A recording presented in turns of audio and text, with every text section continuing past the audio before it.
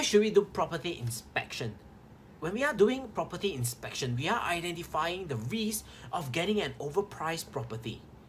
You don't want to buy a property that is overpriced. Okay, for example, let me just say, I actually have a watch and I really love watches. Okay, I love buying many watches and putting in them at home, but at the same time, I don't want to pay something that, you know, people are paying for way cheaper. For example, if I bought this watch for maybe a $2,000, okay, and people are buying it at $1,500, why would I want to spend the extra $500 getting scammed, getting cheated, and at the same time, I get the same product with nothing extra? Alright, you don't want to get that. The worst thing that you can get is to buy an overpriced property that has underlying problems like pest or bug issues. You can actually find out the problems in the property when you're doing property inspection. For example, whether the wall is damaged, there are pests, there are infestation, there are all these things.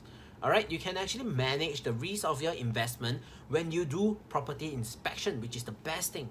Alright, and also other more, which I will cover in the later slides. Oh, by the way, I am going to give you guys 4 different golden eggs. Okay, it's not Easter, it's not anything else, but I just want to over-deliver whatever that I have.